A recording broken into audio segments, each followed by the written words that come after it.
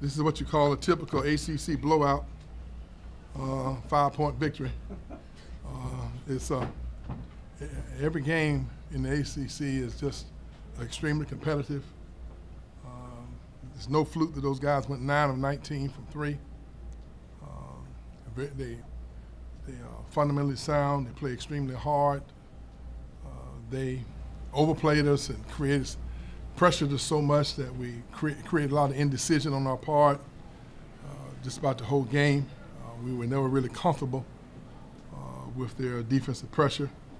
Our offensive system normally is built to handle overplays and when people pressure you all over the court. But it's one thing to practice it, another thing to go against it with the quality of defensive pressure that they put on us. But we adjusted. I thought there in the second half where we were able to get in the lane, create some offense from the ball screens, and we were able to get enough baskets to keep enough separation for us to win the game. We had a lot of heroes. I thought we had a lot of big plays in the second half that really made the difference. I thought that David's steal and the big layup under pressure was big. I thought Raquan's big rebound. I look out and I see we had blocked 9 shots, I believe, our 2 center positions. I thought we got a great play out of our 2 big guys with 22 points and with 10 rebounds and 7 blocks. You take that any night of the week. We had a lot of guys I thought grew up a little bit tonight and starting to get a feel of what it's like to be in these pressure situations, make good decisions, and finish games. So I was very proud of our guys because the game could have gone either way. Coach, was the way that this game went, they tied the game several times, and you always answered either with a bucket or a free throw. Just talk a little bit about the resiliency that your team showed today, because it was by no means a perfect game from an offensive standpoint at all. Well, I'm not real sure that I would like to have an imperfect offensive game that I can win. That's okay with me. Okay. Now, in the ACC, you got to give the opposing team a little credit. It's not always what you're not doing, because in our league you have guys that are well coached, they're loaded with athletes, and I don't like that word imperfect because the defenses have something to do with that. I mean, that's just the kind of the way it is. North Carolina played a more contained defense, and we didn't handle that very well. This team came out and overplayed us. And so that's kind of the nature of what you have.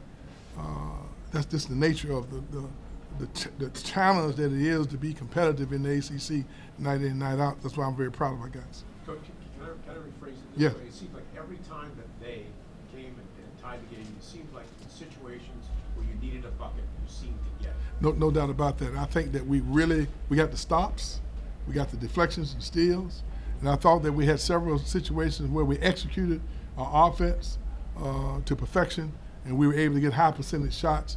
And then when we missed, I thought we were able to go back and get some offensive rebounds and keep the play going. So we made big play after big play, and I think that shows that our team's growing up a lot, and you like to see that this time of season, this time of year. Leonard, you fouled him with 9 seconds left. What was the strategy in the huddle? I don't know if you wanted to foul him right away or wait.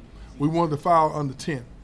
Okay. I think when we called the timeout, it was 16 seconds on the shot clock. They had gone 9 of 19 from 3, so it was a 50% chance that they would go and make a 3. And so we rather for them to take a chance to shoot a free throw, and at least we had the ball back with at least a 1 point. Worst thing, we'd have the ball out of bounds with a 1 point lead. Fortunately for us, they missed the free throw and we got the rebound. Talk maybe a little bit about the execution there for your guys to know, okay, it's under 10, it's been 6 seconds, and then to foul when they foul. Well, I thought that was guys following instructions. Just like the out of bounds play, they had overplayed us so much, and we threw the home run basket and got an easy basket on the other end. That just shows our guys are learning how to execute. They're focused and they're executing the little things you have to do to win games of this nature. Coach, dating back to 2016, you guys now won 48 out of 51 home games. Talk about that accomplishment for this. What's the record now? 48 out of the past 51 games at home. Are you sure about it? Yes. Wow, that's I hadn't thought about that. Thanks for. but in reality, you just can't. You're proud of that, and it means something. But you have to the league is at such a intense level. You just gotta prepare for every game, and hope that you can win enough games to move your program forward. I think that says a lot about our fans. They're giving us tremendous support. I think our administration has made all kind of improvements and really supported us to give us a chance to continue to keep moving our program forward. I think it's helped us recruit. Notice how beautiful the arena is now, and with all the things that we've added. I think our guys are responding to our fans. Our fans are responding to our players, and I think we're developing a culture that's given us an opportunity, to have one of the top records in the country. We don't try to focus on that a whole lot, but it means a lot.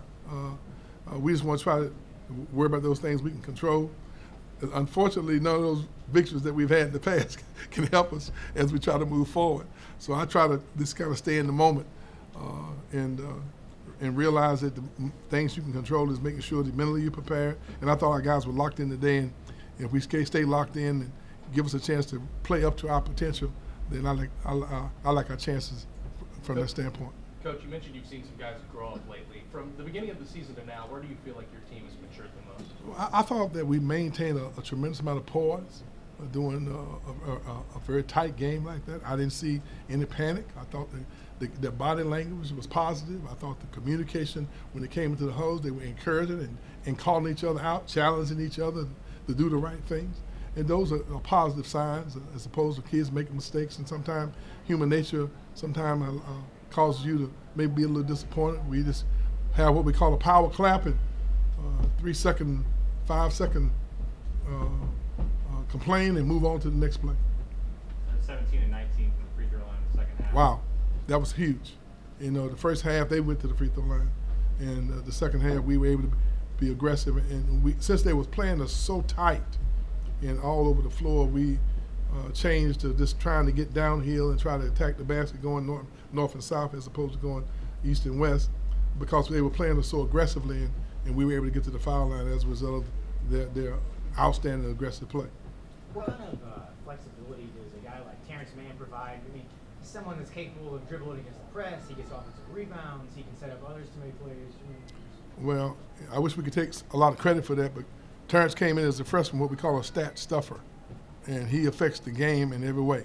Rebounds, tip-ins, he brings the ball down the floor. He makes good decisions with the ball. He's a positive influence in the locker room. I mean, he's one of the guys that we're going to look back and realize that he was so instrumental in those 51 games that the young man is talking about, because he's been a part of that success. Coach, last game you talked about the importance of putting together a full defensive effort and not just playing in spurts. Today, how close do you think you guys were to that? Well, the first half, obviously, they shot 26%. That's huge. And overall, they shot 40%, but obviously they're a good basketball team. They shot 55% the second half, and I thought we were still playing hard defensively. They just made great plays because they're a good team and they got a great scheme and system. And if I remember correctly, we had like a 7-point lead. They might have hit 3 threes in a row. I think that, am I correct on that? They hit 3 threes in a row, and I thought we contested them and defended them about as well as they could be defended. But that's the quality of what you're playing against in the ACC.